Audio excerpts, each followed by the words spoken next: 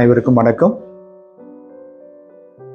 உங்களை இந்த காணொளி வாயிலாக சந்திப்பதில் மிகவும் மகிழ்ச்சி அடைகிறேன். மறைக்கல்விக்கு உங்களுடைய பிள்ளைகளை சரியாக அனுப்புவதிலே நீங்கள் அக்கறை எடுத்திருக்கிறீர்கள். அதற்காக உங்களுக்கு மிகவும் நன்றியை செலுத்திக் கொள்கிறேன். அதே சமயத்தில் இறைவனுடைய ஆசீர்வாதம் உங்களையும் உங்களுடைய பிள்ளைகளையும் அருமையான விதத்தில் வழி நடத்தும். அன்புக்குரியவர்களே, இந்த மறைக்கல்வியில் வாட்ஸ்அப் குரூப் அமைத்திருக்கிறோம். அந்த வாட்ஸ்அப் குரூப்பில் நிறைய விஷயங்கள் உங்களுக்கு தெரியப்படுத்தி கொண்டே இருக்கிறோம். அதாவது ஒவ்வொரு வகுப்பிலும் எத்தனை பிள்ளைகள் வந்திருக்கிறார்கள், என்ன செய்கிறார்கள், அதே போல் இந்த மாதத்திற்குரிய நிகழ்வுகள் எல்லாவற்றையுமே உங்களுக்கு தெரியப்படுத்தி கொண்டே இருக்கிறோம்.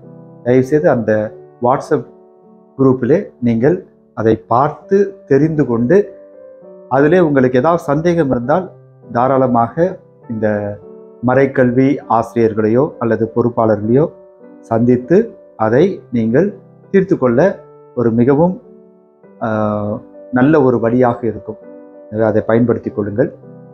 அடுத்ததாக, ஆலயத்தில் பிள்ளைகள் வரும் பொழுது பிள்ளைகள் எப்படி இருக்க வேண்டும்? முதலாக ஆண்டவருடைய அந்த நற்கருணைக்கு மரியாதை செலுத்துகின்ற பிள்ளைகளாக இருக்க வேண்டும். அதே போல திருப்பலியிலே பங்கெடுக்கும் பொழுது பதிலுரைத்து பங்கேற்பாளர்களாக மாற வேண்டும்.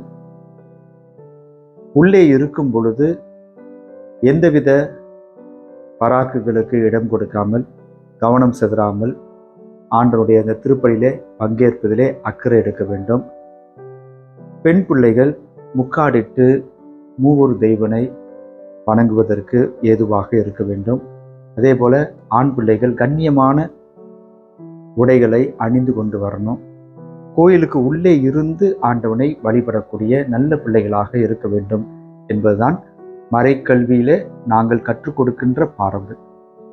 அதை முதல்ல பிள்ளைகள் கடைபிடிக்க வேண்டும். அதை கடைபிடிக்கிறார்களா என்பதை பெற்றோர்கள் தயவு செய்து அக்கறை எடுத்து பார்த்து நீங்களும் அவர்களுக்கு ஒரு உந்து சக்தியாக, ஒரு உறுதுணையாக இருந்தீர்கள் என்றால் கண்டிப்பாக இறைவனுடைய ஆசீர்வாதம் உங்களுக்கு நிறைய கிடைக்கும்.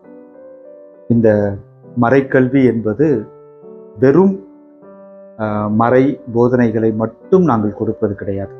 மாறாக அவர்களுடைய பிள்ளைகளுடைய திறமைகளை வெளிக்கொணர்வதற்கான நிறைய காரியங்களை மேற்கொண்டிருக்கிறோம். அதை பயன்படுத்தி கொள்ள உங்களுடைய பிள்ளைகளையும் உங்களையும் ஊக்கப்படுத்துகிறோம். வருகின்ற காலங்களிலே, அதாவது அடுத்த வாரம் ஃபேன்சி ட்ரெஸ் காம்படிஷன் நடைபெற இருக்கிறது. ஆங்கிலத்தில், அதாவது இங்கிலீஷ் மீடியம் படிக்கின்ற பிள்ளைகளுக்கு, எல்கேஜியிலிருந்து 5ஆம் வகுப்பு படிக்கின்ற பிள்ளைகளுக்கும், தமிழ் மீடியத்தில் எல்கேஜியிலிருந்து 4ஆம் வகுப்பு படிக்கின்ற பிள்ளைகளுக்கும் காலை 10:15 மணியிலிருந்து ஃபேன்சி ட்ரெஸ் காம்படிஷன் நடைபெற இருக்கிறது. அதற்குண்டான வழிமுறைகள் எல்லாம் பிள்ளைகளுக்கு சொல்லியிருப்பார்கள். அதை பின்பற்றும்படி உங்களை அன்போடு கேட்டுக்கொள்கிறோம்.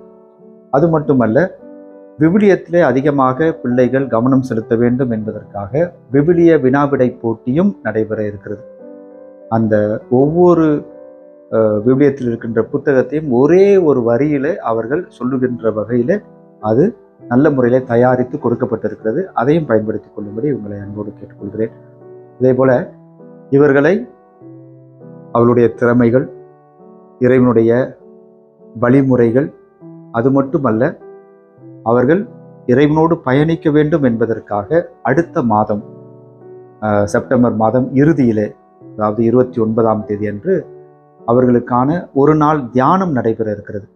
அந்த பிள்ளைகள் நல்ல முறையில் அந்த தியானத்தில் இருந்து இறைவனுடைய ஆசீர்வாதத்தை பெற நாங்கள் வழிவகை செய்ய இருக்கிறோம். எல்லாவற்றிற்கும் நீங்கள் ஒத்துழைப்பு கொடுத்து பிள்ளைகளை நல்ல பிள்ளைகளாக, இறைவனுடைய பிள்ளைகளாக வளர்ச்சி காண்பதற்கான எல்லா வழிமுறைகளையும் எங்களோடு சேர்ந்து நீங்களும் பயணிக்க உங்களை அன்போடு அழைக்கிறோம். நன்றி, வணக்கம், இறையாசிர்.